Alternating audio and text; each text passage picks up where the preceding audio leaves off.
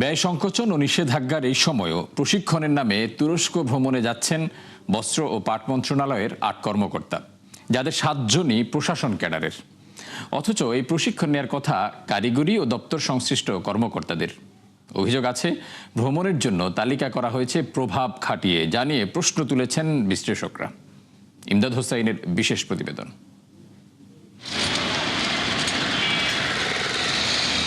জনগণের সেবক বলা হয় সরকারি কর্মকর্তাদের, যাদের পেছনে প্রতি বছরই ব্যয় হয় বাজেটের বড় একটা অংশ। এছাড়া দক্ষতা অর্জনের জন্য দেশে বিদেশে প্রশিক্ষণ কিংবা সভা সেমিনারে অংশগ্রহণও নিয়মিত বিষয়। কিন্তু দীর্ঘদিন ধরে চলা আর্থিক সংকটে এসব নিরুৎসাহিত করা হলেও তা অগ্রাহ্য করছেন বস্ত্র ও পাট মন্ত্রণালয়ের ৮ কর্মকর্তা। ৭১-এর হাতে আসা নথি অনুযায়ী আগামী ২২ ফেব্রুয়ারি থেকে ২ মার্চ পর্যন্ত সরকারি টাকায় তুরস্ক ভ্রমণ করবেন ওই কর্মকর্তারা।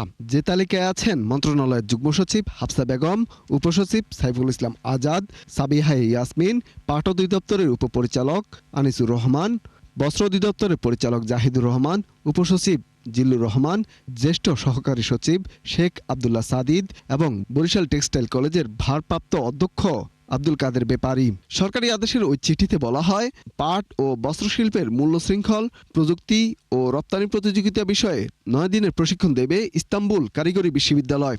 অথচ প্রশিক্ষণ নিতে যাওয়া বেশিরভাগই তার আওতার বাইরে। আর অংশ নিতে যাওয়া ৮ কর্মকর্তার ভ্রমণ ব্যয়, আবাসন, খাবার ও হাত খরচের পুরো টাকা দেবে বস্ত্র ও পাট মন্ত্রণালয়, যার সংস্থান করা হবে চলতি অর্থবছরের বাজেট থেকে। অথচ ওই মন্ত্রণালয়ের গুরুত্বপূর্ণ ২ কর্পোরেশন বিজেএমসি ও বিটিএমসি লোকসানে জর্জরিত দীর্ঘদিন ধরে। এমন অবস্থায় এই প্রস্তাবনাকে শ্রেয় প্রমোদ ভ্রমণ বলছেন বিশ্লেষকরা। এখানে টেকনিশিয়ান দেখলাম একজন সম্ভবত, বাকিরা সবাই কিন্তু মানে সিভিল বলতে যে জয়েন্ট সেক্রেটারি এবং ডেপুটি সেক্রেটারি এরা শিখে এসে মাঠ লেভেলে কতটুকু ভ্যালু অ্যাড করবে এটা একটা প্রশ্ন থেকেই যায়। একদিকে নিষেধাজ্ঞা দিচ্ছে, জনগণকে বলছে যে আমরা নিষেধাজ্ঞা দিয়েছি, সতর্কতা অবলম্বন করছি, আরেকদিকে তারা যাচ্ছে, তাহলে এটা একটা দ্বিচারিত হলো না? এখন এটা নিয়ে তদন্ত হওয়া দরকার। আমি দেখলাম যে চিঠিটার মধ্যে যিনি চিঠি ইস্যু করছে উনি আবার ওই টিমের একজন মেম্বার। কিন্তু ৭১-এর অনুসন্ধান বলছে তালিকায় থাকা কর্মকর্তাদের অধিকাংশই একই ব্যাচের কর্মকর্তা। এর মধ্যে গণঅভ্যুত্থানের আগে আনিসুর রহমান, সাইফুল ইসলাম আজাদ ও জাহিদুর রহমান ছিলেন যথাক্রমে ঢাকা, বগুড়া ও পিরোজপুরের ডিসি।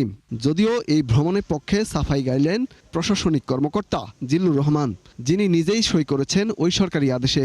না, এখানে আপনার যারা ওরা হয়তো প্রশাসন সার্ভিসের বা তারা এইসব দেশগুলো তারা দেখাশোনা করে, প্লাস এই কারিকুলাম, এই যে ইউনিভার্সিটির যে লেখাপড়া তারা দেখে, এবং মন্ত্রণালয় তো নীতি প্রণয়ন করে। সেক্ষেত্রে এই টেক্সটাইল এডুকেশন কিভাবে ডেভেলপ করা যায়, ওখানকার ইউনিভার্সিটি গুলো কিভাবে পড়াচ্ছে, কি করতেছে, এই বিষয়গুলো তো আমাদের এই অফিসাররাই দেখেন।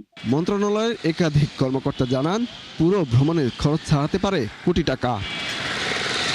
ইমদাদ হোসাইন, ৭১, ঢাকা।